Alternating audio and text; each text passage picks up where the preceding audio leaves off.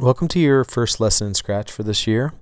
This is a lesson that you're allowed to complete anytime after Stage 8 in Code.org, because mostly you know everything about Scratch, but there are a few things you'll need to learn. The first thing is that we're going to do is you have to create a program that uses a function, and a function in Code.org is under More Blocks and Make a Block. So when you say make a block, you can name it anything you want, just like in Scratch how they would do something like get for or something, right? And you would just say okay, and now you have a block called get for. And you could do that whenever you want. Now, you see automatically that pops up, you have to define get for. So what does get for mean? So anytime you make a block, you're just going to have to define what it means, just like we did in Code.org. So you have to delete that, but first, before you delete that. So you have to create a program that uses a function or one of these make a blocks, which we call a function, in some way. It can be a drawing program, it could be a story, it could be a game. I've made a simple program here, but I don't want you to just copy my program.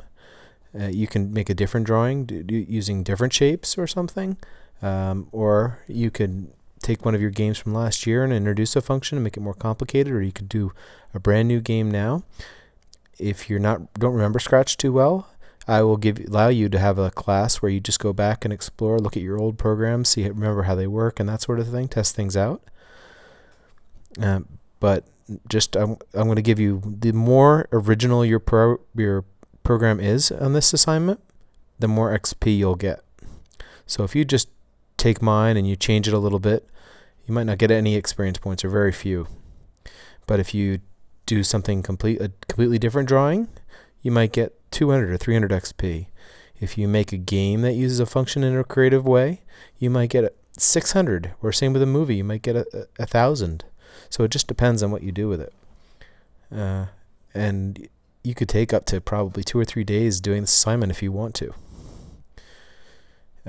Trying to use those skills you learned last year, like using conditionals, using variables.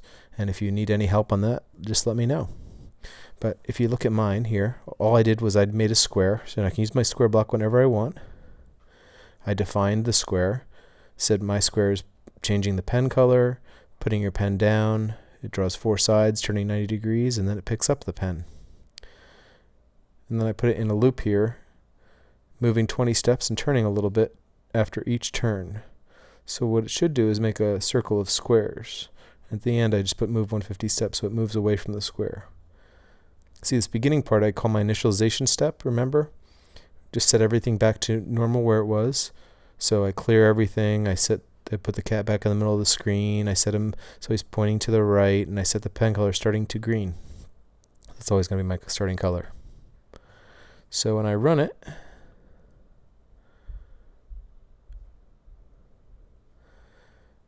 it makes a rainbow of squares. And that's how we use, and I know some of you didn't get to that assignment last year, but that's how we do a rainbow color. We do change pen color by a certain percentage. So have fun with this assignment. It's the first Scratch assignment. And please, as always, let me know if you have any questions.